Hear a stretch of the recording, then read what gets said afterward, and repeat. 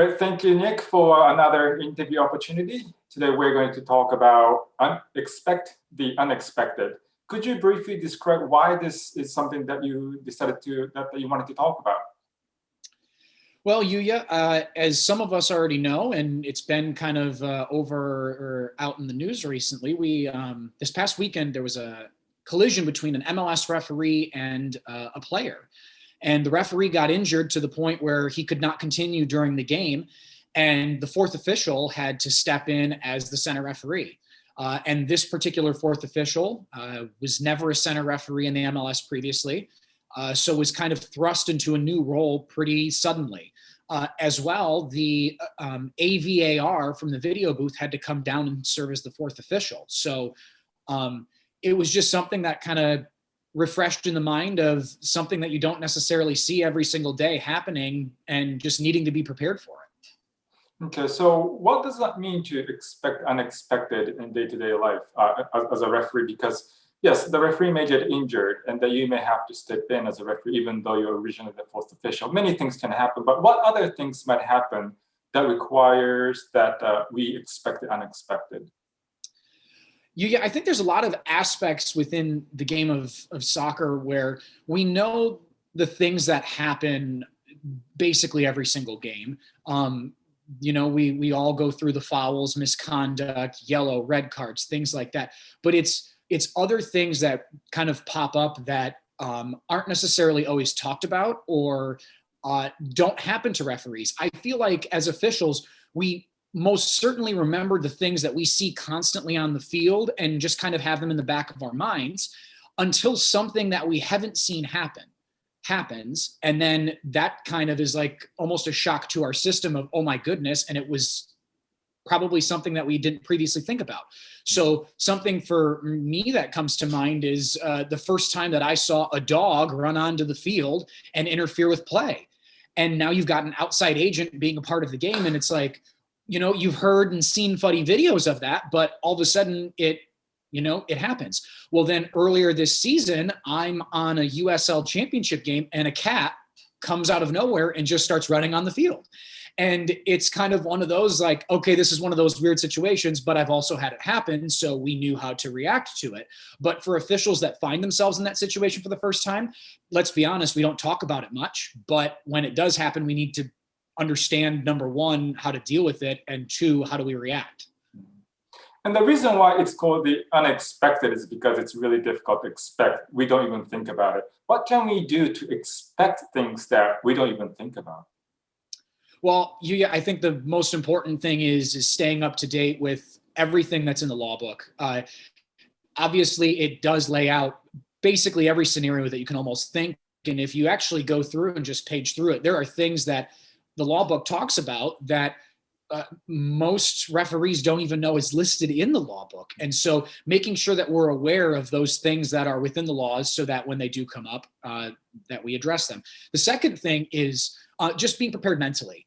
A lot of times we go into games and obviously you can plan for certain things to happen, but being willing and flexible and just able to adapt to whatever situation is going on, which is a very important key of being an official, but especially in situations that aren't routine, I guess you could say.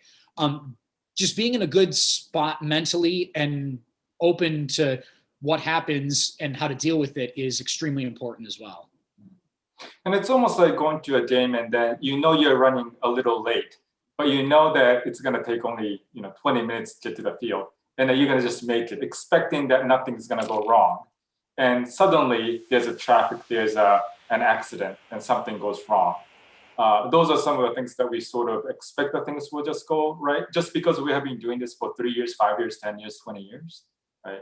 What other things can you do, let's say as a fourth official or assistant referee, just to be prepared for something that you don't expect?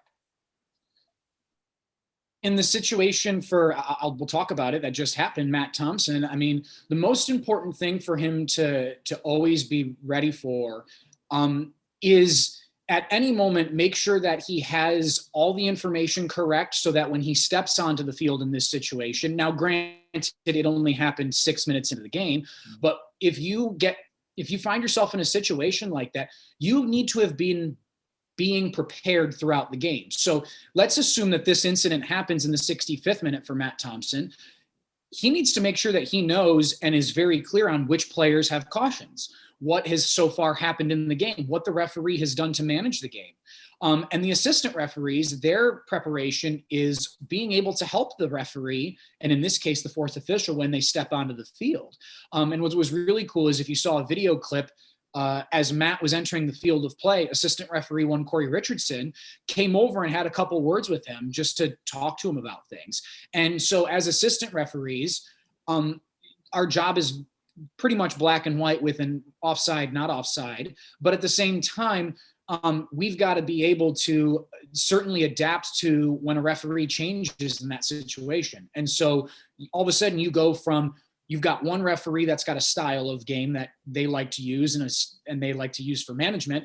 And now all of a sudden it's changed. Now, how as an assistant referee do you adapt? You have to keep consistency with what the referee is calling. So that's obviously it's something that changes on a dime, and just needing to be willing to do that. I think there's a lot of times where officials will find themselves, I don't want to say reluctant, but just kind of stuck in a certain mindset that this is how it's going to go. But then when something gets thrown at them, they're not willing to maybe kind of go with the flow, as they say, or change up how they're thinking. And so I think that's so imperative, especially in a moment like this, where you've got a brand new guy stepping onto the field only 6 minutes in, to be ready and prepared to help them in the best way that you can, and support the referee, because it's your job to make the crew look good.